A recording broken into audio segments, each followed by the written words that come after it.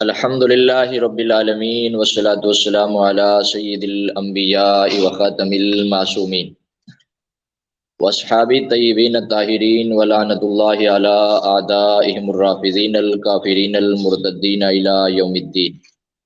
اما بعد فاعوذ باللہ من الشیطان الرجیم. بسم اللہ الرحمن الرحیم. والعصر ان الانسان لفی خسر الا الذين آمنوا وعملوا الصالحات وتواصوا بالحق وتواصوا بالصبر.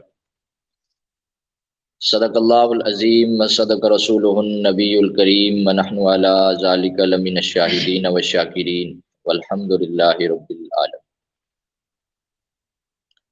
اپنے رب سے دعا کرتے ہیں کہ جو کچھ بھی ہم پڑھیں گے، جو کچھ بھی ہم سمجھیں گے، تو اللہ تعالی ہمارے اس پڑھنے کو، سمجھنے کو قبول فرمائے، اور پھر اس کے ساتھ ساتھ پورے عالم کے لیے ہدایت کا ذریعہ اور ہدایت کا سبب ہے. اور اس میں جو ہم سے کمیاں کوتاہیاں ہو جائیں گی تو اللہ تعالیٰ اپنی رحمت سے ہم سب کو معاف فرمائے.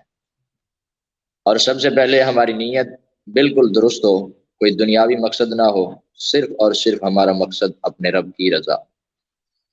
اور اپنے رب کی رضا کو سامنے رکھ کر دنیا میں جو بھی انسان آتا ہے تو اس کا مقصد کیا ہوتا ہے کہ اپنے رب کی عبادت کرے، اور عبادت کرنے کے ساتھ ساتھ اپنے رب کو کیا کرے؟ راضی کرے. اور جس کے ساتھ اللہ کی ذات راضی ہو جائے گی تو وہ دنیا میں بھی کامیاب ہو جائے گا اور آخرت میں بھی کیا ہو جائے گا؟ کامیاب. تو ہمارا مقصد بھی یہی ہوگا کہ ہم یہ پڑھ کر، اصل ہمارا مقصد ہوگا کہ دین سمجھیں گے اور سمجھنے کے بعد اس پر کیا کریں گے؟ عمل. تو یہ ہمارا مقصد ہے. تو سمجھنے کے لیے ابھی بہت سارے دنیا میں فرقے ہیں اور بہت سارے لوگ ہیں جو ہر آدمی اپنے آپ کو کیا کہتا ہے؟ اسلام کہتا ہے. تو ہمیں وہ اسلام چاہیے کہ جو اللہ کے نبی علیہ الصلاۃ والسلام نے سکھایا، اور جو اللہ کے نبی علیہ الصلاۃ والسلام کا پڑھایا ہوا، بتایا ہوا اسلام.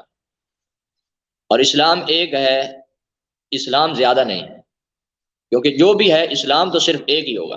اور بہت سارے ایسے لوگ ہیں جو دعویٰ تو کرتے ہیں کہ اسلام کا، لیکن جب دیکھا جاتا ہے تو ان لوگوں کا آپس میں ملتی نہیں ہے بات. یعنی اب ہم دعویٰ کرتے ہیں کہ یہ اسلام ہے، دوسرا نرجسی مذہب کے اصول والے کہتے ہیں کہ یہ اسلام ہے، اسی طرح فریق مخالف والے کہتے ہیں یہ اسلام ہے.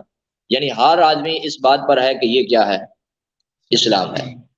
لیکن اب دیکھیں گے کہ یہ اسلام اصل ہے کیا، حقیقت کیا ہے، کس کے پاس اسلام ہے اور کون سا اسلام ہے.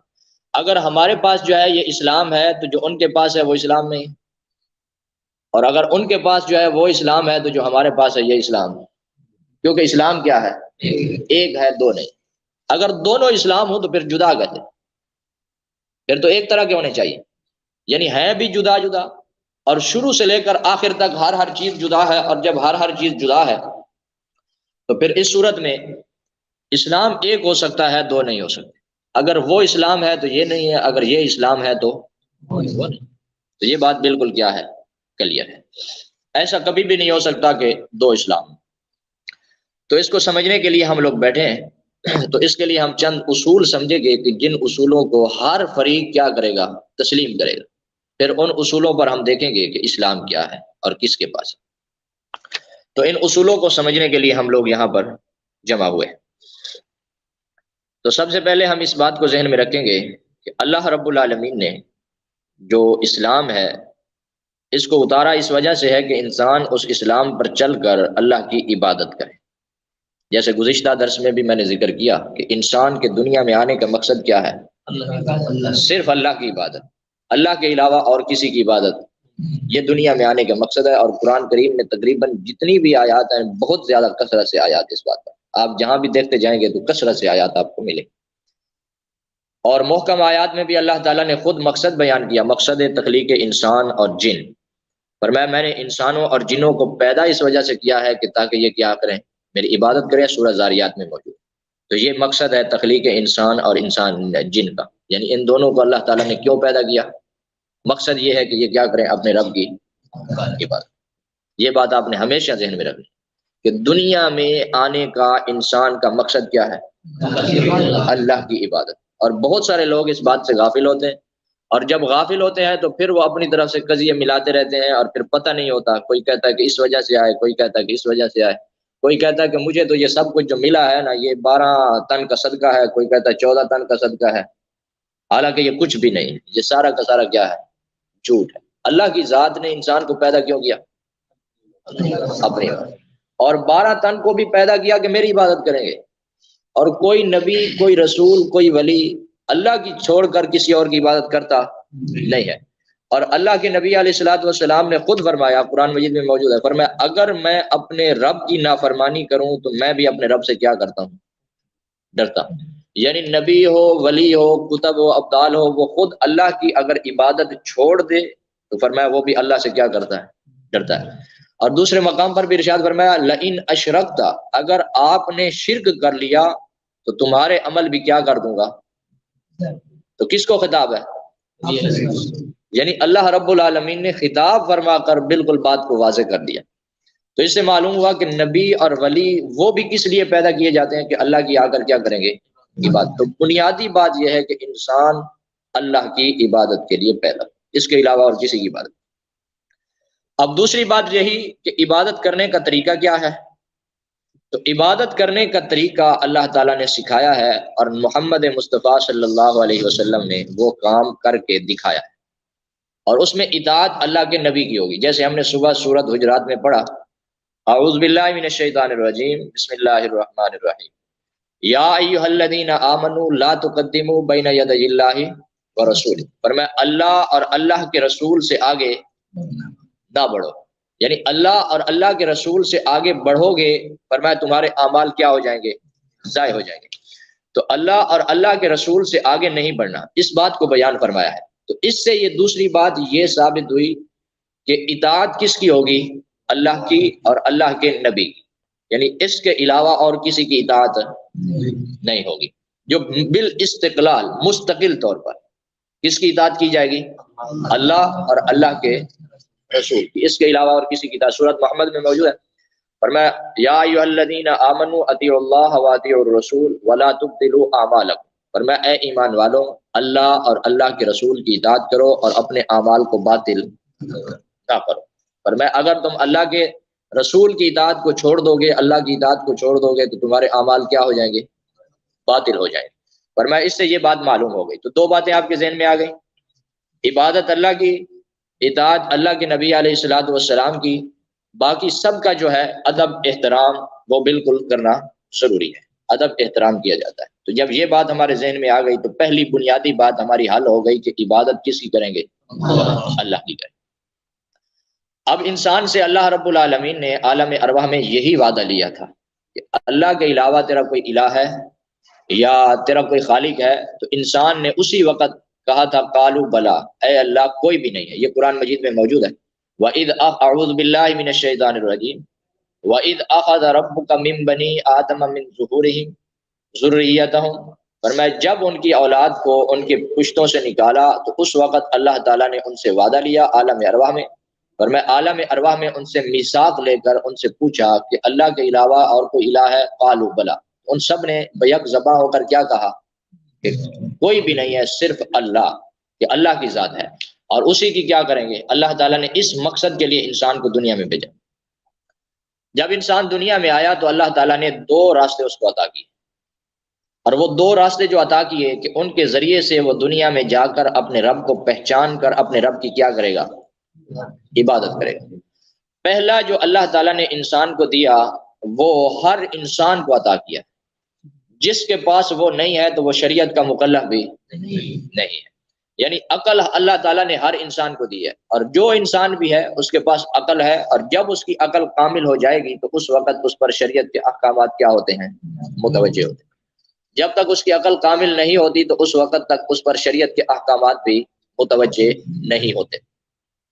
جب اللہ رب العالمین نے اس طرح کا ایک طریقہ بنایا اور ہر انسان کو عقل عطا کر دی اور کامل عقل پر اس کی طرف شریعت کی توجہ کی اور اس کو مکلف بنایا، تو اس کے ساتھ ساتھ دوسری چیز جو اللہ تعالیٰ نے انسانوں کی رہنمائی کے لیے بھیجی تو وہ اللہ تعالیٰ نے اپنے رسولوں کا انتخاب کیا، یعنی رسول اللہ نے اپنا ایک نمائندہ بنایا کہ میرا نمائندہ جا کر دنیا میں کیا کرے گا؟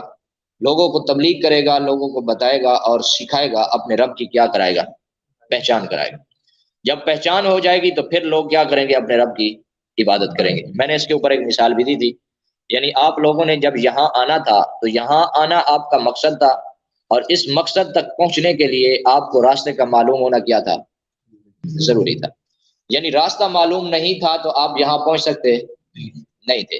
جب آپ کو راستہ معلوم ہو گیا تو پھر آپ اس مقام تک پہنچے، اور مقصد آپ کا اس مقام تک پہنچنا تھا، تو آپ کے مقصد کے لیے درمیان میں راستے کا معلوم ہونا، علامتیں نشانیوں کا معلوم ہونا، یہ کیا تھا؟ ضروری تھا۔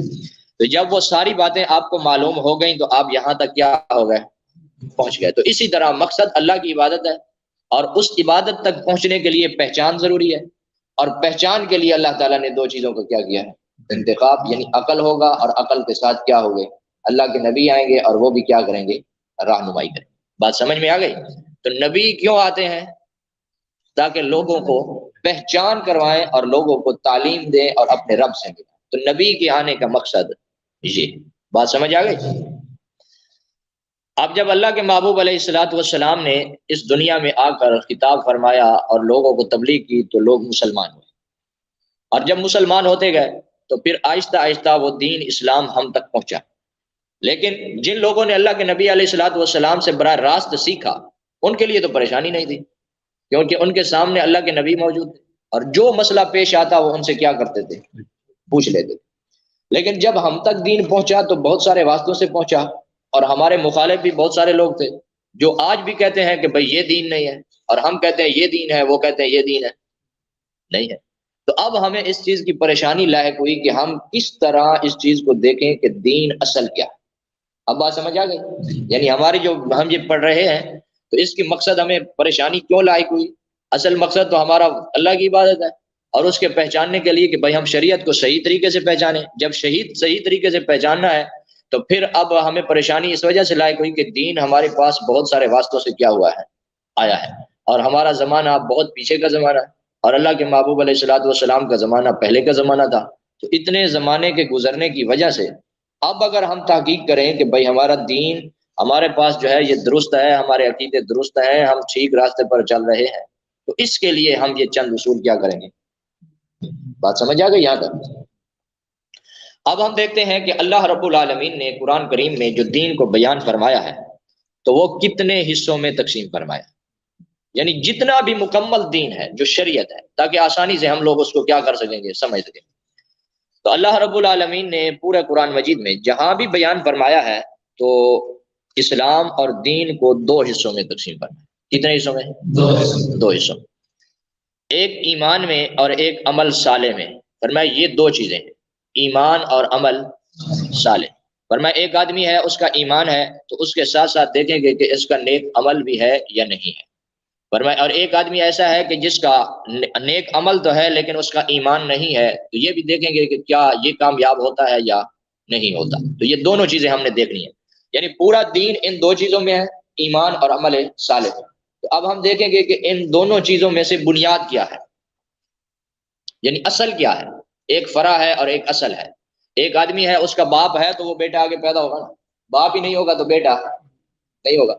تو اسی طریقے سے ہم دیکھیں گے کہ بھئی یہ دو چیزیں جو ہیں، ایمان اور عمل صالح، اگر ایک آدمی ایسا ہے وہ بہت اچھے عمل کرتا ہے لیکن اس کا ایمان نہیں ہے، مسلمان نہیں ہے، اس نے کلمہ نہیں پڑھا، تو کیا اس کا یہ ایمان اس کو فائدہ دے اس کا عمل صالح اس کو فائدہ دے سکتا ہے یا نہیں؟ یا یہ ہے کہ وہ اس کا ایمان ہے اور نیک عمل نہیں کرتا تو اس کا ایمان اس کو فائدہ دے گا یا نہیں دے گا؟ یہ دونوں چیزیں ہم کیا کریں گے؟ دیکھیں گے۔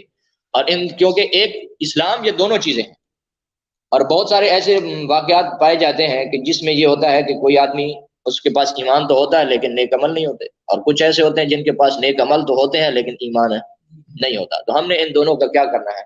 قرآن مجید سے دیکھیں گے کہ یہ دونوں باتوں میں سے کوئی ایک چیز پائی جائے گی تو وہ درست ہے، یا دونوں چیزیں پائی جائیں، یا کسی کے پاس ایک چیز پائی جائے گی تو وہ ٹھیک ہے، یا کون ٹھیک ہے، ایمان والا یا عمل والا؟ یہ بات سمجھ آ گئی؟ کیونکہ بہت سارے فتنے ہیں، ہم نے دیکھنا یہ ہے کہ تاکہ ہم فتنوں سے بچ سکیں۔ قرآن کریم میں مختلف مقامات پر اللہ رب العالمین نے ارشاد فرمایا، جیسے سورۃ محمد میں بھی ہے، اور بھی بہت ساری آیتیں جب آپ دیکھیں گے تو انشاءاللہ آپ کو ملتی جائے گی۔ ہم جو بیان کریں گے ایک مختصر طور پہ، تاکہ آپ کے ذہن میں ایک آدھ آیت تو ضرور موجود بھی ہو۔ سمجھ آ گئے گا؟ باقی آپ جیسے انشاءاللہ محنت کریں گے تو ہم سے بھی آگے نکل کر آپ لوگ اس پر بہت کچھ کوشش کر سکتے ہیں۔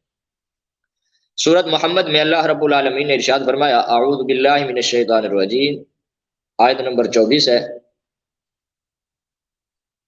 ہے، فرمایا یا ایھا الذین آمنوا، اے ایمان والو، اطیعوا اللہ و اطیعوا الرسول، اللہ اور اللہ کے رسول کی اطاعت کرو، ولا تبطلوا اعمالکم، اور اپنے اعمال کو باطل نہ کرو، ان الذین کفروا، بے شک وہ لوگ جو انکاری، وصدوا عن سبیل اللہ، اور اللہ کے راستے سے روکتے ہیں، ثم ماتوا، پھر وہ مر گئے، وہم کفار، اس حالت میں کہ کافر تھے، فلن یغفر اللہ لهم، فرمایا اللہ تعالیٰ ان کو معاف نہیں کرے گا۔ اب اس سے یہ بات بالکل واضح ہو گئی کہ کافر کی بخشش نہیں ہے۔ اب ہمارے پاس لاکھ حدیثیں آ جائیں، یا کوئی مورخ کوئی تاریخ لے آئے، کوئی بابے کا قصہ لے آئے، کسی بزرگ کا قصہ لے آئے کہ فلاں بابے نے دعا کی اور فلاں کافر تھا، وہ کیا ہو گیا؟ بخشا گیا، تو اللہ کا قرآن کیا کرے؟ تو پکی بات ہمارے سامنے ہے نا۔ اب کوئی لاکھ واقعات بیان کرتا ہے، سٹیج پر بیٹھا ہے، تو ہم کیا کہیں گے؟ جھوٹ بولتا، بھلے اس نے بہت بڑی پگڑی باندھی ہو، لیکن ہمارے سامنے کیا ہے؟ قرآن مجید موجود ہے۔ اور جب قرآن مجید موجود ہے تو اس سے ہم کو یہ بات بالکل واضح ہو گئی، یعنی ایمان کے بغیر عمل صالح کام آتا نہیں ہے۔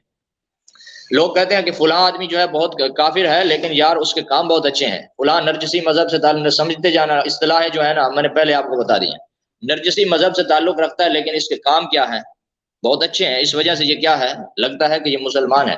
کافر جو ہے نا بہت اچھے کام کرتے ہیں، لیکن اللہ کا قرآن بیان کرتا ہے، فرمایا جتنے اچھے کام بھی کریں گے لیکن بخشش پھر بھی نہیں۔ یہ بات ذہن میں آ گئی؟ تو اس سے سیکولر قسم کا طبقہ جو ہے، جس کا یہ ذہن ہے کہ ہم فلاں ملک میں گئے اور ہم نے ادھر دیکھا کہ کافر جو تھے نا بہت سچے تھے، بھلے سچے ہوں، اگر زیادہ ہی سچے ہوتے تو اسلام قبول کرتے، جب ایمان ہی قبول نہیں کرتے تو اس سے معلوم ہوا ان کی سچائی کسی کام کی بھی نہیں ہے۔ بات سمجھ میں آ گئی یہ بات؟ یعنی ایمان کے بغیر عمل صالح کسی کام کا بھی نہیں ہے۔ ایک مثال ہوگا سورۃ محمد سے۔ دوسرا سورۃ توبہ میں موجود ہے۔ اللہ کے محبوب علیہ الصلوۃ والسلام نے جب واضح طور پر تبلیغ فرمائی تو مشرکین مکہ نے یہی اعتراض کیا۔ مشرکین مکہ نے کہا کہ بیت مسجد حرام ہمارے پاس ہے، اور مسجد حرام کا سارا خرچہ ہمارے پاس ہے، اور سارا نظام ہم کرتے ہیں، حاجیوں کو ستو گھول کر ہم پلاتے ہیں، ان کی خدمت ہم کرتے ہیں، اور محمد رسول اللہ کہتے ہیں کہ آپ مشرک ہیں، شرک کرتے ہیں، آپ کافر ہیں، مسلمان نہیں۔ یہ کیسے ہو سکتا ہے کہ نیک عمل بھی ہم کرتے ہیں اور پھر بھی ہمارے اوپر فتویٰ کہ یہ کیا ہے؟ مشرک ہے۔ تو اللہ رب العالمین نے قرآن مجید میں سورۃ توبہ میں یہ آیت اتاری، اعوذ باللہ من الشیطان الرجیم، آیت نمبر 17 ہے۔ فرمایا ما کان للمشرکین ان یعمروا مساجد اللہ، فرمایا کسی مشرک کے لیے یہ نہیں ہے کہ وہ اللہ کے گھر کی تعمیر کریں، شاہدین علی انفسہم بالکفر، گواہی دیتے ہوئے اس بات پر اپنی جان پر کہ وہ انکاری ہیں، کافر ہیں، اولئک حبطت اعمالہم، فرمایا ان کے اعمال کیا ہیں؟ ضائع۔ وفی النار ہم خالدون، فرمایا جہنم میں کیا کریں گے؟ ہمیشہ رہیں گے، فرمایا ہمیشہ جہنم میں رہیں گے، یہ نہیں کہ نیک عمل کی وجہ سے نکل آئیں۔ تو اس سے بھی معلوم ہوا کہ ایمان کے بغیر نیک کام کسی کام کا بھی نہیں ہے۔ اس سے آگے انما یامر مساجد اللہ من آمن باللہ والیوم الآخر واقام الصلاۃ وآتى الزکاۃ ولم یخش الا اللہ فعسى اولئک ان یکونوا من المہتدین اجعلتم، آگے دیکھیں، آگے خود وضاحت کر دی ہے اسی بات۔ فرمایا اجعلتم سقایۃ الحاج، کیا تم نے سمجھ لیا ہے کہ حاجیوں کو پانی پلانا، وعمارۃ المسجد الحرام، مسجد حرام کو تعمیر کرنا، کیا وہ شخص کمن آمن باللہ والیوم الآخر وجاہد فی سبیل اللہ لا یستوون عند اللہ، فرمایا اللہ کے ہاں یہ دونوں برابر۔ پھر سمجھاتا ہوں مثال۔ اس میں اللہ رب العالمین نے اس آیت میں فرمایا کہ ایک شخص وہ ہے جو حاجیوں کو پانی پلاتا ہے، وہ عمارت اور مسجد حرام کی کیا کرتا ہے؟ تعمیر کرتا ہے، لیکن ایمان نہیں ہے، لیکن ایمان ہے نہیں ہے۔ اس کے مقابلے میں دوسرا شخص وہ ہے جس کے پاس صرف ایمان ہے، کمن آمن باللہ والیوم الآخر، وہ اللہ پر ایمان لایا اور آخرت پر ایمان لایا، وجاہد فی سبیل اللہ، اللہ کے راستے میں اس نے کیا کیا؟ قتال کیا، جہاد کیا۔ فرمایا یہ اور وہ دونوں برابر ہو سکتے ہیں؟ لا یستوون عند اللہ، فرمایا اللہ کے ہاں دونوں برابر۔ یہ بات سمجھ آ گئی؟ یعنی ایمان والا اور کافر کبھی بھی برابر نہیں ہو سکتے۔ لا یستوون عند اللہ واللہ لا یہدی القوم الظالمین، فرمایا اللہ تعالیٰ ظالموں کو ہدایت بھی نہیں دیتا۔ تو جب اس سے یہ بات ثابت ہو گئی کہ کافر اور مسلمان ایمان والا دونوں برابر نہیں ہو سکتے، یعنی جس کے پاس ایمان ہے تو وہ کامل ہوگا، وہ کامیاب ہوگا، اگر ایمان نہیں ہے تو کامیاب بھی۔ یہ بات سمجھ آ گئی؟ تو بنیادی طور پر جو چیز ہوئی وہ کیا ہے؟ ایمان ہے، یعنی ایمان کے بغیر نیک عمل کوئی بھی کام آتا نہیں۔ سمجھ گئے؟ آیات میں نے بتا دی ہیں، سورۃ توبہ ہے، آپ میں سے اکثر حافظ بھی ہوں گے، ایسے نا 18-17 آیات 19 اس میں موجود، اور سورت بقرہ میں بھی موجود ہے۔ اس طرح آپ لوگ جتنی انشاءاللہ محنت کریں گے اس اصول کے مطابق، تو ہم سے بھی آگے بڑھ کر آپ لوگ آیات جیسے ہی تفسیر کریں گے، ترجمہ کریں گے، تو آپ اس سے نکالتے جائیں گے تو بہت ساری آپ کو ملے۔ ہم نے چند باتیں آپ کو بتانی ہیں، اگر میں اس طرح بتاتا جاؤں تو بہت ساری آیات میرے اپنے ذہن میں بھی ہیں، اور آپ لوگ بھی انشاءاللہ جیسے محنت کریں گے اس سے بھی آپ کو ملتی جائیں، لیکن چند بتاتا جاتا ہوں تاکہ ہماری بات جو ہے پکی ہوتی ہے۔ یہ سورت بقرہ ہے، سورت بقرہ کی آیت نمبر 159 ہے۔ اس میں اللہ رب العالمین نے ارشاد فرمایا ان الذين يكتمون ما انزلنا من البينات والهدى من بعد ما بيناه للناس في الكتاب اولئك يلعنهم الله ويلعنهم اللاعن۔ فرمایا وہ لوگ جو کتاب کو چھپا لیتے ہیں، جو اور ہدایت کو چھپا لیتے ہیں بعد اس کے کہ ہم نے اس کو واضح کر دیا، فرمایا ان پر اللہ کی لعنت ہے اور لعنت کرنے والوں کی کیا ہے؟ لعنت ہے۔ الا الذين تابوا، مگر وہ لوگ جنہوں نے توبہ کر لی، واصلحوا اور اپنے اعمال کو درست کر لیا، وبینوا فاولئک اتوب علیہم وانا التواب الرحیم، ان کی توبہ ہم قبول کر لیں گے۔ ان الذین کفروا، فرمایا بے شک وہ لوگ جو کیا تھے؟ کافر، وماتوا اور مر گئے، کیسے؟ وہم کفار، کیسے تھے؟ فرمایا اولئک علیہم، ان پر کیا ہے؟ لعنت اللہ، اللہ کی، والملائکۃ والناس اجمعین، تمام لوگ کہتے ہیں اس کو لعنت نہ کرو، یہ نرجسی ہے، مر گیا ہے، اس کو لعنت نہ کرو۔ اللہ تعالیٰ نے صاف ستھری لعنت کی، سمجھ آ گئی؟ فرمایا جو مر گئے کافر تھے ان پر کیا ہے؟ اللہ کی لعنت ہے، ملائکہ کی لعنت ہے، تمام لوگوں کی لعنت ہے۔ اور پھر آگے دیکھیں عمل نہیں کرتے تھے، خالدین فیہا، فرمایا ہمیشہ جہنم میں رہیں گے، لا یخفف عنہم العذاب، ان سے عذاب کم کیا جائے گا نہیں، ولا ہم ینظرون، فرمایا نہ ہی ان کو کیا دی جائے گی؟ مہلت دی جائے گی، یا لا یخفف، ان سے عذاب بھی کم کیا جائے گا نہیں۔ آگے پھر چل کے بہت ساری باتیں ایسی آئیں گی جس میں لوگ روایات کو دیکھیں گے اور دیکھ کر کہیں گے کہ ابو طالب سے عذاب کو کیا جائے گا، اور اللہ کیا کہتا ہے؟ کافر ہو کر مر گیا تو کیا کروں گا؟ اور یہ کیا ہے؟ یہ قرآن ہے اور آیات محکم ہے، اور میں نے آپ کو بتایا تھا آگے چل کے پھر محکم اور متشابہ کی وضاحت کرتا ہوں، ابھی تھوڑا جو ہے بنیاد ہے۔ یہ بات سمجھ آ گئی؟ کافر ہو کر مر گیا تو عذاب ہلکا بھی نہیں ہوگا، مہلت بھی نہیں، یہ قرآن ہے۔ یہ بات سمجھ آ گئی؟ اور اسی طریقے سے آگے بھی ہے، سورت بقرہ ہے، اس سے آگے والے رکو، آیت نمبر 174، فرمایا اعوذ باللہ من الشیطان الرجیم ان الذین یکتمون ما انزل اللہ من الکتاب ویشترون به ثمنا قلیلا، بے شک وہ لوگ جو چھپاتے ہیں جو اللہ نے نازل کیا کتاب، ویشترون به ثمنا قلیلا، اور وہ خریدتے ہیں تھوڑے ثمن کے بدلے میں، اولئک ما یاکلون، جو وہ کھاتے ہیں ان کے پیٹ میں آگ ہے، اور کل قیامت والے دن اللہ کی ذات ان سے بات بھی نہیں کرے گی اور ان کو پاک بھی نہیں کرے گی، ولہم عذاب علیم، اور ان کے لیے کیا ہے؟ دردناک عذاب۔ تو یہ کافروں کے لیے، یعنی یہ پورے قرآن مجید میں جہاں بھی آپ دیکھیں گے تو کافر کے لیے جو کفر کی حالت میں مر گیا اس کے لیے اللہ رب العالمین کی طرف سے کوئی معافی نہیں، یہ اللہ کا فیصلہ ہے۔ قرآن مجید اللہ کا فیصلہ اور وعدہ ہے، بہت ساری چیزیں وعدہ ہیں اور بہت ساری چیزیں اس میں کیا ہیں؟ فیصلہ ہے۔ تو یہ فیصلہ بتایا بطور خبر کے انسان کو بتا، یہ بات سمجھ آ گئی؟ اب ایک آدمی ایسا ہے، یہ تو وہ آدمی ہے جس کی ہم نے بات کی کہ جس کے پاس ایمان نہیں لیکن عمل اس کے کیا ہے؟ اچھے، یعنی عمل اچھے کرتا ہے، کبھی سچ بولتا ہے، کبھی نیک کام کر لیتا ہے، عمل اس کے اچھے ہیں لیکن ایمان اس کے پاس نہیں ہے، تو اس کا نتیجہ کیا ہے؟ ہمیشہ جہنم۔ اب ہم دوسرے آدمی کا تجزیہ کریں گے کہ جو آدمی اس کا ایمان تو ہے لیکن اس سے گناہ بھی ہو جاتے ہیں، اس سے کیا ہو جاتے ہیں؟ گناہ بھی ہو جاتے ہیں، کیا اس شخص کے لیے کیا حکم ہے؟ اگر وہ توبہ کر لیتا ہے یا گناہ کرتا ہے لیکن اپنے ایمان پر پکا ہے تو اس کا حکم کیا ہے؟ اس کو دیکھیں۔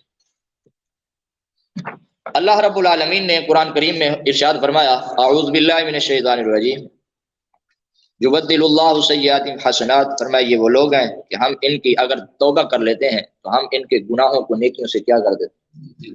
تبدیل کر۔ اس طرح کی اور بھی بہت ساری آیات آپ کو ملے گی۔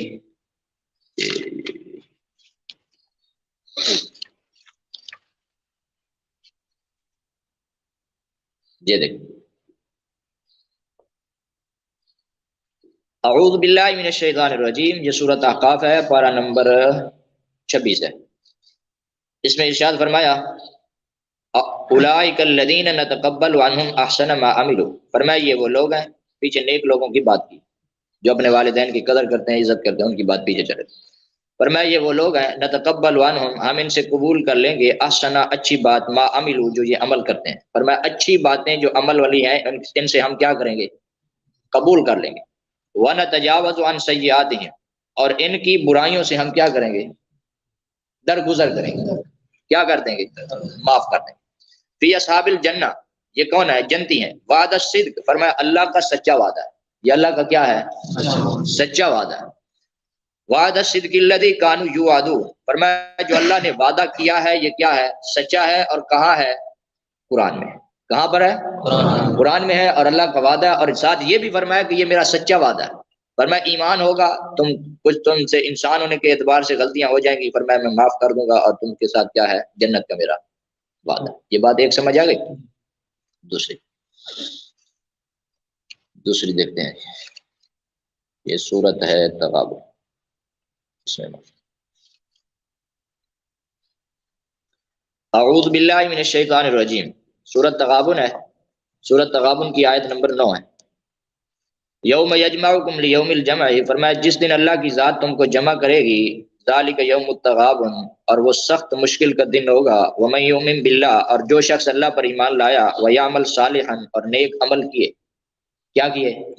نیک عمل بھی کیے۔ یکفر عنہ سیئاتہ، ہم اس کے گناہوں کو کیا کر دیں گے؟ یکفر کا معنی مٹا دیں گے، ختم کر دیں گے۔ فرمایا ہم اس کے گناہوں کو کیا کر دیں گے؟ ختم۔ وَيُدْخِلُهُ جَنَّاتٍ تَجْرِي مِن تَحْتِهَا الْأَنْهَارُ، اور اس کو داخل کریں گے جنت میں جس کے نیچے نہریں، خالدین فیہا ابدا، ہمیشہ اس میں رہے گا۔ ذالک الفوز العظیم، یہ کیا ہے؟ کامیابی۔ والذین کفروا، اور جو کافر، وکذبوا، اور ہماری آیتوں کے انکاری، اولئک اصحاب النار خالدین فیہا، ہمیشہ جہنم میں رہیں گے، وبئس المصیر، اور یہ ان کا کیا ہے؟ برا ٹھکانہ۔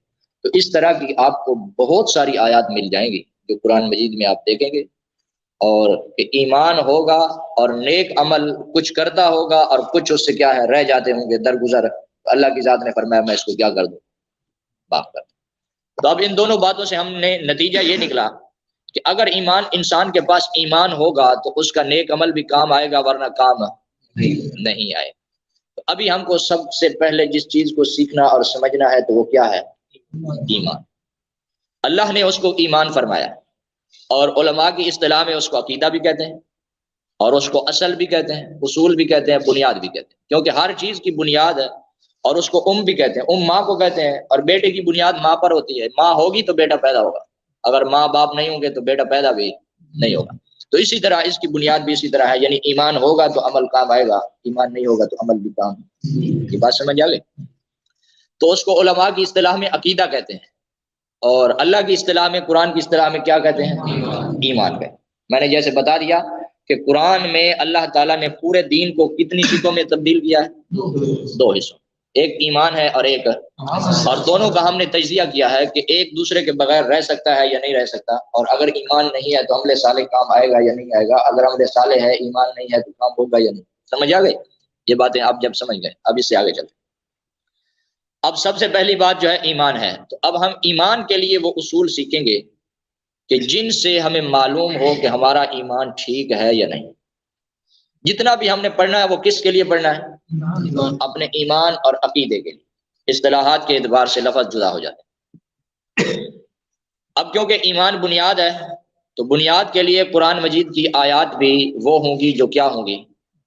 بنیادی ہوں، یعنی بنیادی سے بنیادی عقائد ثابت ہوں گے، اور وہ آیات، اور ان میں سب سے پہلے ایمان کو دیکھنے کے لیے جو کتاب ہے اس کا نام قرآن مجید ہے۔ یعنی ہر آدمی اپنا ایمان پیش کرے گا تو کہاں سے کرے گا؟ قرآن سے۔ اور جب قرآن سے کرے گا تو ہم سب سے پہلے بھی اسی طرح دیکھیں گے کہ قرآن مجید میں اس کا طریقہ کیا ہے۔ اور ایک بات اور بھی ذہن میں رکھیں کہ ایمان کی ضد کیا ہوتی ہے؟ کفر۔ یعنی جو ان اصولوں پر نہیں ہوگا یا جس کا ایمان اس طرح کا نہیں ہوگا تو وہ اسلام سے خارج ہوگا، اس کا اسلام سے کوئی تعلق نہیں ہوگا۔ تو دوسرا ہے عمل، اور عمل کے لیے جو اصول بیان کیے جاتے ہیں ان کو فروعی اصول کہا جاتا ہے۔ سمجھ آ گئی؟ اور ہم نے وہ اصول بیان کرنے نہیں. یہ دو باتیں آپ نے ذہن میں رکھیں.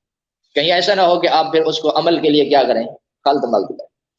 ہم نے وہ اصول بیان کرنے ہیں کہ جس کے انکاری کو کافر کہا جائے گا، اور جس کے ماننے والے کو مومن کہا جائے گا، اور جس کا ایمان اس کے مطابق. یہ بات آپ نے ہمیشہ کیا کرنی ہے، ذہن میں رکھنی. اور جو فقہ کے اصول ہوتے ہیں اس کو فقہ بھی کہتے ہیں، علماء کی اصطلاح میں اس کو کیا کہتے ہیں، عمل کو فقہ بھی کہتے ہیں. یعنی فقہ کے جو اصول ہوں گے وہ جدا ہوں، اور جو اصول ہم بیان کریں گے یہ اصول کیا ہوں گے، ایمان کے لیے ہوں گے، عقیدے کے لیے ہوں گے، فقہ کے لیے نہیں.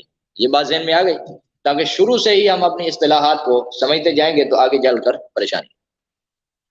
اب سب سے پہلے اس کے لیے قرآن مجید ہے، اور ہر فریق جو بھی ہے، ہر فریق قرآن مجید پیش کرتا ہے. جس کے پاس جاؤ، جس مذہب سے تعلق رکھتا ہے، تو وہ ہر آدمی قرآن اٹھا کر پڑھتا ہے کہ یہ دیکھو جی ہمارا مذہب اس میں لکھا ہے، یہ دیکھو جی ہمارا مذہب اس میں لکھا ہے. تو علماء پریشان ہو جاتے ہیں کہ اب کیا کریں، کہ ہر آدمی جو ہے قرآن سے دلیل دیتا ہے تو قرآن کو کیسے سمجھے. تو اس کے لیے پریشان ہونے کی ضرورت نہیں. اللہ کے نبی علیہ الصلوۃ والسلام کے پاس نجران کے نصارہ آئے، اور انہوں نے آ کر کہا کہ ہم آپ کے قرآن سے ثابت کرتے ہیں کہ حضرت عیسیٰ اللہ کا بیٹا ہے. کیا کہا؟ حضرت عیسیٰ علیہ السلام اللہ کے بیٹے ہیں، اور آپ کے قرآن سے ثابت کرتے ہیں. تو اللہ کے محبوب علیہ الصلوۃ والسلام پریشان تھے. تو اسی حالت میں اللہ تعالیٰ نے قرآن کی آیات اتاری، جس میں فرمایا میرا محبوب ہم نے قرآن بھیجا ہے اور اس کے سمجھنے کا طریقہ بھی ہم نے بتایا. اور یہ شان نزول ہے سورت آل عمران کی آیت نمبر 7 کا، تفسیر کبیر میں موجود ہے. اور یہی شان نزول. اور فریق مخالف کی تفسیر کمی میں، تفسیر عیاشی میں، اور اس طریقے سے جتنے بھی فریق ہیں ان کی اکثر کتابوں میں سورت آل عمران کی آیت نمبر 7 میں یہ اصول کیا ہے، ذکر ہے. اس کا شان نزول اکثر نے کیا کیا ہے، یہی بیان کیا ہے. تفسیر عیاشی، تفسیر کمی. فریق مخالف کی پہلی بنیادی کتاب جو تفسیر کی ہے اس کا نام کیا ہے، تفسیر کمی. تو تفسیر کمی میں بھی یہ بات موجود ہے. اگر نہ بھی ہو، یہ شان نزول نہ بھی ہو، پھر بھی ہمیں مسئلہ نہیں. شان نزول اس لیے بیان کیا جاتا ہے تاکہ بات کیا ہو جائے، سمجھ آ جائے، واضح ہو جائے. اور اگر نہ بھی بیان کیا جائے تو پھر بھی ایسے مسئلہ نہیں ہے. اللہ تعالیٰ نے جب اپنے محبوب علیہ الصلوۃ والسلام پر قرآن مجید اتارا تو اتارنے کے ساتھ ہی قرآن مجید کو سمجھنے کا اصول بھی بیان کیا. فرمایا قرآن مجید کو ہم کیسے سمجھیں. تو قرآن مجید کو سمجھنے کے اعتبار سے قرآن مجید کی آیات کتنی قسم کی ہیں، 2 قسم کی ہیں. ایک آیت وہ ہے جس کو محکم کہتے ہیں، اور ایک آیت وہ ہے جس کو متشابہ کہتے ہیں. محکم بالکل واضح ہوتی ہے، اور محکم کا معنی بالکل واضح ہوتا ہے، اور محکم بالکل صاف لفظوں میں بیان ہی مقدمہ درج ہوتا ہے، دعویٰ درج ہوتا ہے. اور متشابہ اس کے ملتے جلتے معنی ہوتے ہیں اور مشترک لفظ ہوتا ہے. یا مفسر اس کی تفسیر کرتا ہے تو لکھتا ہے اس سے مراد یہ ہے، اس سے مراد یہ ہے. تو یہ متشابہ ہوتی ہے. تو اللہ رب العالمین نے قانون اور اصول بیان کر دیا. فرمایا میں نے قرآن میں دونوں طرح کی آیتیں اتاری ہیں، محکم بھی ہیں اور متشابہ بھی ہیں. فرمایا هو الذی اعوذ باللہ من الشیطان الرجیم هو الذی انزل علیک الکتاب منہ آیات محکمات. فرمایا وہ ذات جس نے نازل کی آپ پر کتاب، منہ آیات محکمات، اس کتاب کی آیتیں محکم ہیں. ہن ام الکتاب، وہ کتاب کی کیا ہے، بنیاد ہے. کتاب کی کیا ہے، بنیاد ہے. اور ہم نے بھی کیا پڑھنی ہے، بنیاد. کیونکہ ہم بات کس کی کر رہے ہیں، ایمان. اور ایمان کیا ہے، بنیاد ہے. فرمایا ہن ام الکتاب، وہ کتاب کی کیا ہے، بنیاد ہے، قرآن کی بنیاد ہے. وَأُخَرُ مُتَشَابِهَاتٌ، فرمایا دوسری متشابہ ہیں. فَأَمَّا الَّذِينَ فِي قُلُوبِهِمْ زَيْغٌ، فرمایا وہ لوگ جن کے دلوں میں ٹیڑھا پن ہے، فَيَتَّبِعُونَ، وہ پیچھے چلتے ہیں، مَا تَشَابَهَ، جو متشابہات ہیں، مِنْهُ ابْتِغَاءَ الْفِتْنَةِ، پڑھتے قرآن کی آیتیں ہیں لیکن اس سے تلاش کیا کرتے ہیں، فتنہ. اور اس کی تعویل کو تلاش کرتے ہیں، اور اس کی تعویل اللہ کے علاوہ اور کوئی جانتا نہیں. والراسخون فی العلم، اور علم میں جو پختہ لوگ ہیں وہ کہتے ہیں ہم سارے قرآن پر ایمان لائے. ہم نے کیا کیا، سارے قرآن پر ایمان ہے ہمارا، لیکن ہم متشابہات کی تعویل بیان نہیں کرتے. اگر بیان کریں تو اس پر ہم اپنا عقیدہ بناتے نہیں ہے. عقیدہ جو ہوگا وہ کس پر ہوگا، محکم پر ہوگا. اور اس کی جو تعویل کریں گے متشابہ کی، وہ بھی محکم کے مطابق کریں گے، اس کے خلاف نہیں کریں گے. فرمایا جو تعویل متشابہ کی کرے گا اور محکم کے خلاف ہوگی، اس کے دل میں کیا ہے، ٹیڑھا پن ہے. پڑھتا قرآن کی آیت ہے لیکن اس کا دل کیا ہے، ٹیڑھا ہے. تو اس سے معلوم ہو گیا، بالکل بات ہمارے لیے واضح ہو گئی یعنی قرآن کو سمجھنے کے اعتبار سے بھی آیتیں دو طرح کی ہیں، ایک محکم ہے، ایک متشابہ ہے۔ تو جو اصول اور بنیاد ہم نے سمجھنی ہے اس کے لیے ہم محکم آیات کو دیکھیں گے، اور جب محکم آیات ہمارے سامنے ہوں گی تو ان کے مطابق جس کا ایمان اور عقیدہ ہوگا تو وہ درست ہے، اور جو اس کے مطابق نہیں ہوگا تو وہ درست نہیں۔ ابھی اس کے ساتھ ایک بات اور بھی ذہن میں رکھیں کہ فریق مخالف جتنا بھی پیش کرتا ہے، جتنے بھی اپنے عقائد اور اپنے دعوے پیش کرتا ہے، ان میں سب سے اس فریق مخالف کا جو عقیدہ بھی ہوگا وہ قرآن کی آیت متشابہ سے، کس سے ہوگا؟ یہ بات آپ لوگ لکھ لو، اور بغیر پریشانی کے جب بھی فریق مخالف سے آپ کی بات ہو، جس عقیدے پر بات ہو، جس نظریے پر بات ہو، آپ اس کو کہیں گے کہ قرآن کی آیت کون سی ہو؟ محکم ہو، تو وہ فوراً اس بات سے بھاگے گا محکم آیت کہاں سے لے آئے۔ ابھی محکم اور متشابہ کی پہچان بھی ذہن میں رکھیں، محکم کس کو کہتے ہیں اور متشابہ کس کو کہتے ہیں، تاکہ ہمیں خود کو معلوم ہوگا تو پھر آگے پتہ چلے گا نا کہ یہ محکم ہے۔ ہمیں بھی معلوم نہیں ہوگا تو آگے والے کو کیسے کہیں گے کہ یہ محکم ہے، یہ متشابہ۔ تو محکم اس کو کہتے ہیں کہ دعویٰ آپ کا یا جس کا دعویٰ بھی ہوگا وہ بیان ہی لفظوں میں موجود ہوگا، یعنی اگر وہ صاحب زبان ہے تو بیان ہی لفظوں میں دیکھ کر وہ اس بات کو کیا کر لے گا؟ سمجھ جائے۔ اور اگر صاحب زبان نہیں، عجم سے ہے جیسے ہم لوگ ہیں، تو پھر اس کا طریقہ یہ ہوگا کہ جیسے ہی اس کا ترجمہ کیا جائے گا تو ایک ہی ترجمہ، یعنی کوئی کسی فریق مخالف سے تعلق رکھتا ہو جس سے بھی تقریباً وہ سارے کے سارے ترجمہ کیا کریں گے؟ ایک ہی کریں گے۔ سمجھ آ گئی؟ جب ایک ہی جیسا ترجمہ کریں گے تو اب اس سے بھی ہم سمجھیں گے کہ یہ کیا ہے؟ محکم۔ یہ محکم کی دو نشانی آپ ذہن میں رکھیں۔ اور متشابہ کے لیے یہ ہوگا کہ پہلی بات تو یہ ہے کہ وہ مشترک لفظ ہوگا، یعنی اس لفظ کے کئی معنی آتے ہیں۔ سمجھ آ گئی؟ پہلے کی مثال ذہن میں رکھ لیں، محکم کی مثال، پھر اس کے بعد متشابہ شروع کریں۔ محکم کی مثال جیسے ہم کہتے ہیں کہ محمد اللہ کے کیا ہے؟ رسول ہے۔ محمد الرسول اللہ قرآن میں موجود ہے یا نہیں؟ بیان ہی وہی لفظ ہے، محمد اللہ ایک ہے، قل هو اللہ احد۔ اس طریقے سے بہت ساری مثالیں موجود ہیں، یعنی جو عقائد ہیں ان کے اوپر آگے چل کر جب میں ایمانیات کو بیان کروں گا تو اس میں انشاءاللہ میں وضاحت سے ساری بات آپ کے سامنے رکھوں۔ تو یہ دو میں نے آپ کو مثالیں دے دی، یہ بات سمجھ آ گئی؟ یعنی بیان ہی لفظوں میں اسی طرح مثال سے آدمی جو ہے بات واضح ہو جاتی ہے، سمجھ جاتی ہے۔ دو باتیں۔ اب اس سے آگے متشابہ، جب ہم متشابہ کی پہچان کریں گے، متشابہ کو دیکھیں گے کہ متشابہ کس طرح ہے، تو متشابہ میں لفظ مشترک ہوگا، جیسے لفظ نور ہے۔ جیسے لفظ کیا ہے؟ نور ہے۔ نور کا لفظ بہت ساری چیزوں کے لیے استعمال ہوتا ہے، لائٹ کے لیے بھی نور ہوتا ہے، بجلی کے لیے بھی لوگ نور کہتے ہیں، کسی کا چہرہ روشن ہو اس کے لیے بھی نور کہہ دیتے ہیں۔ سمجھ آ گئی؟ یعنی بہت ساری چیزوں کے لیے اس کو استعمال کیا، اور قرآن مجید میں کتاب کے لیے بھی آیا ہے کہ یہ کتاب ہے اور نور ہے۔ اسی طرح صحابہ کرام کے لیے بھی آیا ہے، اعوذ باللہ من الشیطان الرجیم، سورۃ تحریم میں ہے۔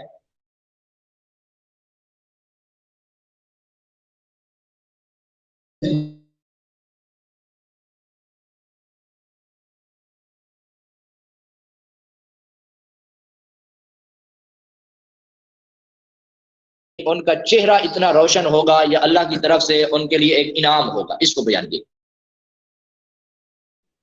تو یہ کیا ہے؟ ایک متشابہ ہے، یعنی اس کا مفہوم بالکل ایک جگہ پر ایک ہی متعین کر سکتے نہیں۔ یہ بات سمجھ آ گئی؟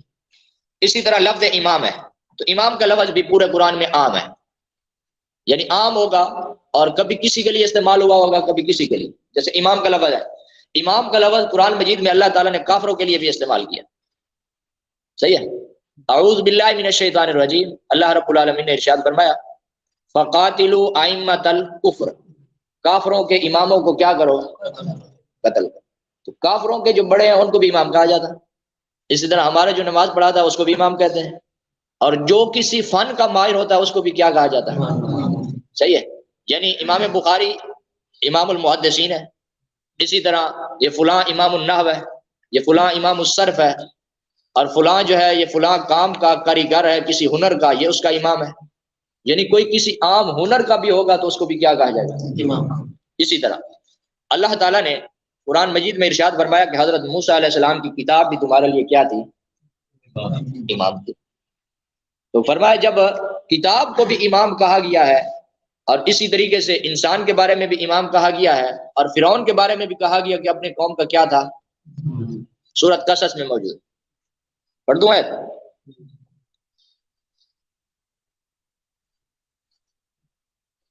اعوذ باللہ من الشیطان الرجیم وجعلناہم ائمۃ، فرمایا ہم نے ان کو امام بنایا. یہ سورۃ قصص ہے، آیت نمبر 41 ہے، لکھ لیں. وجعلناہم ائمہ، فرمایا ہم نے ان کو امام بنایا. یدعون الی النار، وہ لوگوں کو جہنم کی طرف بلاتے ہیں. ویوم القیامۃ لا ینصرون، اور قیامت والے دن ان کی مدد نہیں کی جائے گی. اس سے پیچھے فرعون، قارون، حامان کا واقعہ بیان کیا گیا ہے، اور ان کے لیے اللہ رب العالمین نے یہ ارشاد فرمایا. اسی طرح سورہ یاسین میں بھی ہے، وَكُلَّ شَيْءٍ أَحْصَيْنَاهُ فِي إِمَامٍ مُبِينٍ، ہر چیز کو ہم نے شمار کر رکھا ہے واضح کتاب میں. واضح کتاب کیا ہے؟ اعمال نامہ ہے، فرمایا اس میں ہم نے، یہ لوح محفوظ ہے، فرمایا اس میں ہم نے کیا کر دیا ہے؟ سب کچھ. یعنی امام کا لفظ، اب امام مبین، اسی کے اوپر میں نے دو بتا دیا نا، یہ اعمال نامہ ہے یا کیا ہے؟ لوح محفوظ ہے. تو یعنی خود جو ہے یہ بات بتا رہی ہے کہ یہ کیا ہے؟ متشابہ. یہ بات سمجھ آ گئی؟ یعنی مفسر بھی تفسیر کرے گا تو تفسیر کرتے ہوئے بھی وہ کیا ہو جائے گا؟ پریشان ہو جائے گا کہ یا یہ ہے یا یہ ہے یا جیسے میں نے ایک لفظ بتایا تو فوراً میں پریشان ہو گیا کہ آپ پھر سوال کریں گے یہ تو لوح محفوظ ہے. تو میں نے فوراً ہی ساتھ کہہ دیا کہ وہ کیا ہے؟ لوح محفوظ ہے. اب بات سمجھ آ گئی؟ کیونکہ میرے ذہن میں یہ بات تھی نا کہ اگر آپ میں سے کوئی آدمی اس بات کو جانتا ہے تو وہ فوراً کہے گا بھائی تفسیر میں تو ہم نے پڑھا لوح محفوظ بھی لکھی ہوئی. تو اس لیے فوراً میں نے ساتھ دوسرا معنی بھی کیا کر دیا؟ بتا دیا. تو متشابہ کے لیے جہاں بھی وہ تفسیر کرے گا تو وہ اس کے کئی معنی ذکر کرے گا، اور ساتھ یہ لکھے گا یا یہ ہے یا یہ ہے یا یہ. ایک بات یہ ذہن میں آ گئی، یعنی مشترک لفظ. دوسری آسان اور عام اس کی جو آپ لوگ جس سے آپ پہچان سکیں گے، اس کی آسان اور سب سے عام نشانی کہ جہاں بھی مفسر تفسیر کرے گا، جہاں بھی کوئی لکھے گا تو وہ لکھتے ہوئے ساتھ یہ لکھے گا کہ اس سے مراد یہ ہے، اس سے مراد. جہاں مراد کا لفظ لکھ لے گا تو آپ فوراً سمجھ جائیں گے کہ یہ کیا ہے؟ یہ آسان ہے نا. یعنی جہاں بھی مفسر لکھے گا کہ اس سے مراد یہ ہے یا اس سے مراد یہ ہے، جہاں مراد کا لفظ آ جائے گا نا تو آپ نے آنکھیں بند کر لینی ہے اور فوراً. اور آج آپ دیکھیں پوری دنیا میں لڑائی جھگڑا اسی پہ. وہ کہتا ہے بھائی نور سے کون مراد ہے؟ ہمارے دوست کہتے ہیں نور سے مراد قرآن مجید ہے، وہ کہتے ہیں نہیں نور سے مراد اللہ کے نبی ہیں. پورا مذہب بن گیا، وہ ہم سے پورے مذہب میں جدا ہو گیا. وہ کہتا ہے یہ اللہ کے نبی کو نور نہیں مانتے. سمجھ آ گئی؟ وہ کہتا ہے اس سے مراد یہ ہے، ہم کہتے ہیں اس سے مراد کیا ہے؟ یہ. لیکن اب اگر ہم اس کے ساتھ شروع سے ہی یہ بات رکھیں گے کہ بھائی قرآن کی آیت کون سی ہوگی؟ محکم، تو پھر دیکھتے ہیں نا کب آتا ہے. سمجھ آ گئی؟ پھر ہمارے لوگ پریشان ہو جاتے ہیں بھائی کسی نے تو یہ بھی لکھا ہوگا نا کہ اس سے مراد نور ہے اور اللہ کے نبی ہیں، اور لکھی اس نے بھی کیا ہوگی؟ مراد. اور جب مراد لکھے گا کہ اس سے مراد یہ ہے اس سے مراد یہ ہے تو پھر اس صورت میں ہر آدمی کیا ہوتا ہے؟ پریشان ہوتا ہے. اور اسی مراد کے اوپر بہت ساری کتابیں لکھی. اب بات سمجھ آ گئی؟ اب اگر ہم صرف اسی لفظ مراد کو دیکھتے ہیں، جو لفظ مراد ہے اس کا معنی کیا ہے، یہی لفظ ہی ہمیں بتا دیتا ہے کہ اس کا معنی کیا ہے. مراد ارادہ کیا ہوا لفظ، یعنی جس لفظ سے ارادہ کیا. کس نے ارادہ کیا؟ جو قرآن کا متکلم ہے. اور قرآن کا متکلم کون ہے؟ اللہ. ارادہ اللہ کی ذات نے فرمایا اور لکھا مفسر نے، اور مفسر صاحب وہی بھی نہیں ہے. تو اس کو کس نے بتایا؟ یعنی اس سے معلوم ہوا کہ جو اس نے لکھا ہے اپنا گمان لکھا، اور گمان صحیح بھی ہو سکتا ہے اور غیر صحیح بھی، دونوں احتمال ہے. اور جب احتمال خطا آ جاتا ہے تو وہ بات پکی نہیں ہوتی. اور جب بات پکی نہیں ہوتی تو میں نے شروع میں کہا تھا کہ ہم تو پکی باتیں پڑھیں. سمجھ آ گئی بات؟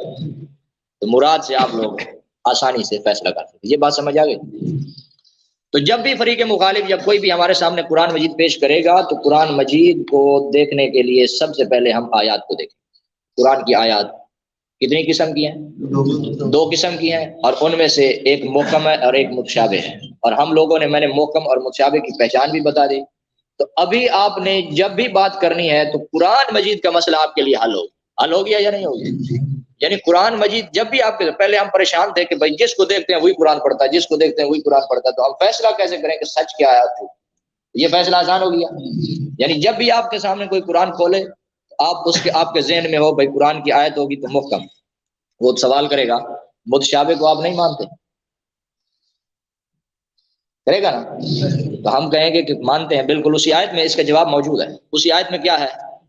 جواب موجود ہے. فرمایا جو پکے لوگ ہیں وہ کیا کہتے ہیں؟ والراسخون فی العلم یقولون آمنا بہ، ہم سارے قرآن پر کیا لائے؟ ایمان لائے. لیکن اتباع کس کی کرتے ہیں؟ محکم کی. اور متشابہ کی ہم تعویل نہیں جانتے. اور اگر کوئی تعویل کرتے بھی ہیں تو کون سی تعویل کریں گے؟ محکم کے مطابق. لیکن پھر بھی اس تعویل کا فیصلہ نہیں ہوگا. اور تعویل کس کو کہتے ہیں یہ بات بھی ذہن میں رکھیں. تعویل کس کو کہتے ہیں؟ تعویل کی تعریف لکھنا چاہیں تو وہ بھی لکھ لیں، اور ویسے آسان کہتے تو وہ بھی میں سمجھا دیتا ہوں. تعویل کہتے ہیں ترجیح والتعویل ترجیح لأحد المحتملات بلا قطع. والتعویل ترجیح، تعویل کہتے ہیں ترجیح دینا، سمجھ آگے؟ لأحد المحتملات بلا قطع، یعنی خود لفظ تعویل بھی بتا رہا ہے کہ بہت ساری اس میں کیا ہے. پھر لکھوا والتعویل ترجیح لأحد المحتملات بلا قطع. سمجھ آگے بات؟ لکھ لی. یعنی اس سے خود لفظ تعویل بھی بتا رہا ہے کہ یہ بات پکی نہیں ہے. تعویل کہتے ہیں کہ ایک لفظ میں کئی سارے احتمال ہیں، اور جب کئی سارے احتمال ہیں ان میں سے ایک احتمال کو ہم نے کیا دے دی؟ ترجیح. اور اپنے گمان کے اعتبار سے دی، اپنے گمان کے اعتبار سے ایک احتمال کو بھئی یہ زیادہ صحیح لگتا ہے، اس کو ہم نے کیا دے دی؟ ترجیح. لیکن پھر بھی جو ہم ترجیح دے کر بیٹھے ہیں پھر بھی وہ بات پکی نہیں ہے. بلا قطع یعنی یقینی بات پھر بھی نہیں ہے. جب یقینی نہیں ہے تو اس پہ عقیدہ بھی. سمجھ آ گئی بات؟ تو اب آپ لوگوں نے اس کے لیے بالکل پریشان نہیں ہونا. اگر ہم تعویل کریں گے تو وہ تعویل کریں گے جو محکمات کے مطابق ہوگی، محکم کے خلاف کبھی بھی تعویل نہیں کریں گے. اور اس سے یہ بات بالکل کلیئر ہوگی. فرمایا جو متشابہ کے پیچھے چلتے ہیں ان کے دلوں میں ٹیڑھا پن ہے. فَيَتَّبِعُونَ مَا تَشَابَهَ مِنْهُ ابْتِغَاءَ الْفِتْنَةِ، پڑھتے قرآن کی آیتیں ہیں لیکن اس سے تلاش کیا کرتے ہیں؟ فتنہ. فرمایا اور اس کی تعویل کوئی نہیں جانتا. سوال ہے بھئی، بہت ساری روایات میں بھی آتا ہے اور حضرت عبداللہ ابن عباس رضی اللہ عنہ کے بارے میں بھی موجود ہے کہ میں ان کی تعویل کو جانتا ہوں. میں کیا کرتا ہوں؟ اس کی تعویل کو جانتا ہوں. اس بارے میں علماء نے لکھا ہے کہ بھئی تعویل کی دو قسمیں ہیں. لیکن ایک بات اور ذہن رکھو، جو بھی لکھی ہیں جتنی بھی لکھیں گے لیکن نتیجہ پھر بھی وہیں آئے گا. کہاں آئے گا؟ پھر بھی وہیں آئے گا کہ رہے گی متشابہ سے. سمجھ آ گئی؟ یعنی یقین پھر بھی نہیں ہوگا، عقیدہ پھر بھی اسے ثابت ہے نہیں ہوگا. تو علماء نے اس کی تعویل کر کے اس کو دو حصوں میں تقسیم کیا. کہا ایک تو وہ ہے جس کو حروف مقطعات کہتے ہیں، ایک وہ متشابہ ہے جس کا معنی بھی معلوم نہیں، اور دوسری وہ ہے جن کا کچھ معنی معلوم ہے یا ان کا معنی معلوم نہیں ہو سکتا اور اس کی کچھ تفسیر معلوم ہو جاتی ہے، وہ ہے. سمجھ آ گئی بات؟ لیکن پھر بھی بات آخر میں وہیں آئے گی کہ وہ اس کی کریں گے تعویل، اور جب تعویل کریں گے تو پھر بھی یقین نہیں ہوگا. تو حضرت عبداللہ ابن عباس رضی اللہ عنہ کی طرف جو قول منسوب کیا جاتا ہے ان کا کہنا یہ ہے کہ میں اپنے گمان سے جو کچھ بیان کر سکتا ہوں کرتا ہوں، لیکن پکی بات پھر بھی ایسی بات پیش کرو کہ جہاں انہوں نے کہا کہ نہیں یہ ہمارا عقیدہ ہے. سمجھ آ گئی؟ تو پھر وہ اس بات کے خلاف آتی ہے، ورنہ اس کے خلاف نہیں آتی. سمجھ آ گئی؟ ایک سوال اور ہوتا ہے کہ بھائی جب آپ کہتے ہیں کہ اس کی تعویل کریں ہی نہیں، اگر کریں تو محکم کے مطابق ہو، تو پھر مفسرین نے کیوں لکھی؟ پھر مفسرین نے کیوں لکھی؟ اب اس بات کو آسانی سمجھ. مفسرین نے لکھ کر امانت داری سے فیصلہ کیا. انہوں نے ساتھ یہ بھی لکھ دیا کہ فلاں یہ کہتا ہے، فلاں یہ کہتا ہے، فلاں یہ کہتا ہے. یعنی انہوں نے اقوال نقل کر دیے، لیکن انہوں نے یہ بھی نہیں کہا کہ یہ ہمارا عقیدہ ہے، اور انہوں نے یہ بھی نہیں فیصلہ کیا کہ یہ کیا ہے، قطعی ہے. سمجھ آ گئی؟ انہوں نے تو ایک بات بیان کر دی لیکن قطعی کا فیصلہ انہوں نے بھی نہیں کیا. تو جب انہوں نے قطعی کا فیصلہ ہی نہیں کیا تو محکم کے خلاف ہی نہ ہوئی. سمجھ آ گئی؟ اور انہوں نے اپنا یہ بھی نہیں بتایا کہ یہ ہمارا عقیدہ یہ نظری. سمجھ آ گئی؟ اور ہم بات پڑھ رہے ہیں عقیدے اور نظریے کی، اور عقیدے کے لیے قرآن کی آیت ہوگی تو کون سی ہوگی؟ محکم. اب قرآن کے لیے آپ کو کوئی پریشانی ہو، کوئی سوال ہو تو آپ پوچھ سکتے ہیں، اور میں نے اس کا شان نزول بھی مختصر طور پر بتا دیا کہ اللہ کے نبی علیہ الصلوۃ والسلام کے پاس نصارہ آئے تھے نجران سے. انہوں نے آ کر سوال کیا کہ ہم قرآن سے ثابت کرتے ہیں، اور وہ کچھ آیات پڑھ رہے تھے جس میں ہے کہ حضرت عیسیٰ علیہ السلام اللہ کے بیٹے ہیں، روح اللہ. تو وہ اس سے کہہ رہے تھے کہ یہ دیکھیں، تو اللہ تعالیٰ نے محکم آیت اتاری اور محکم آیت میں یہ ثابت کیا اور بتایا، فرمایا کہ روح کیا ہے؟ یسألونک عن الروح قل الروح من امر ربی. روح تو اللہ کا کیا ہے؟ امر ہے. اور دوسری آیت وہ محکم تھی جس میں ہے کہ حضرت عیسیٰ علیہ السلام خود کہتے ہیں انی عبد اللہ آتانی الکتاب وجعلنی نبیہ، کہ میرے پاس کتاب آئی ہے اور میں تو اللہ کا کیا ہوں؟ بندہ ہوں. اور جب وہ خود کہہ رہے ہیں کہ میں اللہ کا بندہ ہوں، مخلوق ہوں، میں خالق نہیں ہوں، اس کا بیٹا نہیں ہوں، تو وہ محکم تھی. فرمایا ان کی تعویل اور تفسیر جو کرو گے روح کی، یا ان کی جو تفسیر کریں گے وہ ان محکمات کے پیچھے لگائیں گے، اس کے علاوہ اگر کریں گے تو ان کے دلوں میں ٹیڑھا. مسئلہ سمجھ میں آ گیا؟ اب قرآن کو سمجھنے کے لیے پہلی بات بنیادی یہ تھی. اب قرآن کا فیصلہ ہم سمجھ گئے، اب اس کے بعد ہم اس سے آگے چلیں گے. ابھی آپ کا کوئی اگر اس عنوان پر سوال ہے تو آپ پوچھ سکتے. ہاں جی، کوئی بات ذہن میں؟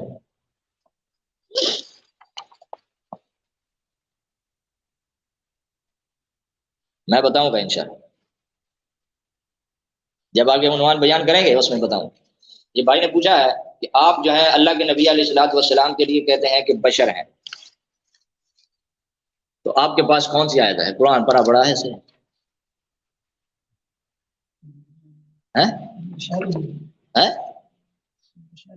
متشابہ ہیں؟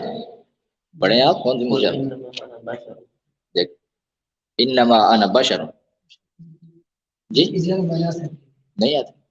بشر انسان ہوگا، بنا ہوا مانا کوئی بنا. اور کوئی کس کو کہتے ہیں؟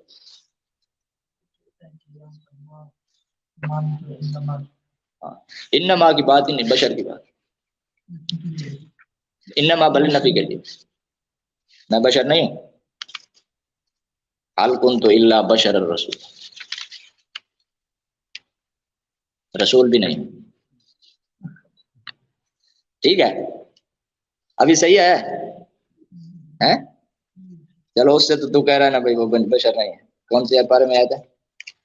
حال کن تو اس میں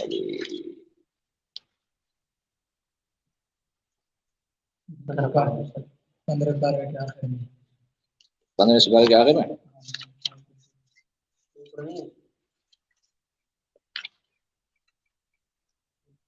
یہ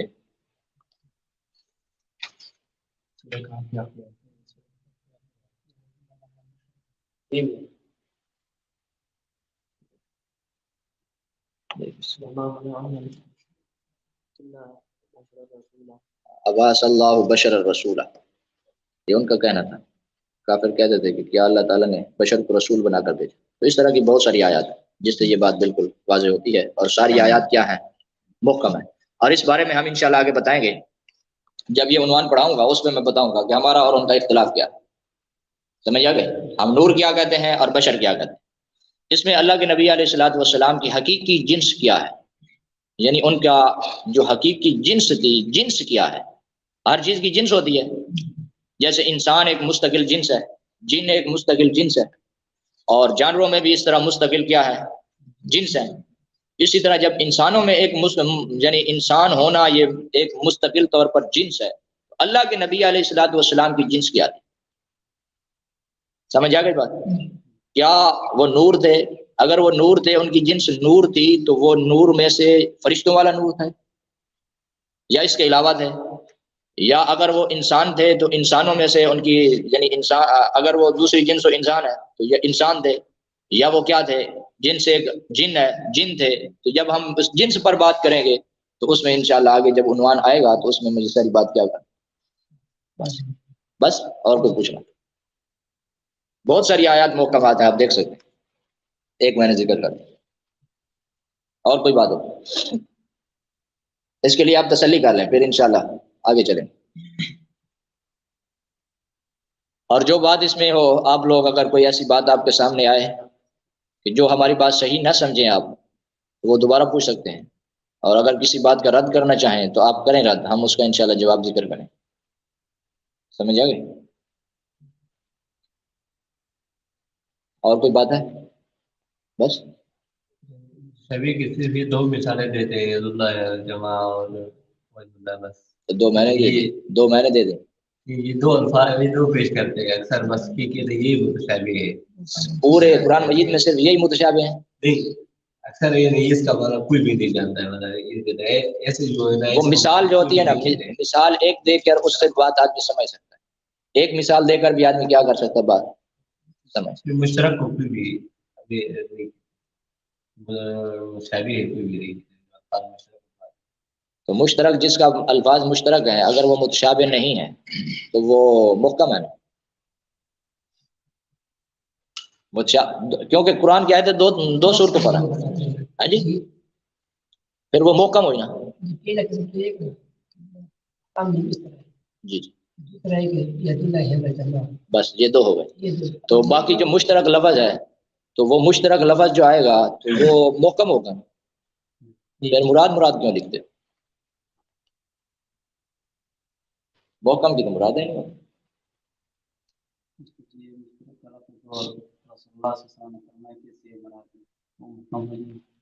وہ حدیث میں بتائیں وہ حدیث ہو جائے گی وہ کیا ہو جائے گی حدیث ہو جائے گی وہ کس میں بتا دوں گا اس سے آگے حدیث پڑھیں پہلے قرآن بتاؤ یہ نہیں سمجھ آیا تو پھر بتاؤ جدا جدا پڑھیں گے نا پھر انشاءاللہ سمجھ ہاں جی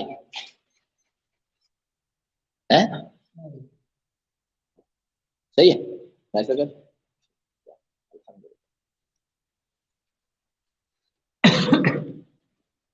سبحان اللہ اجمعین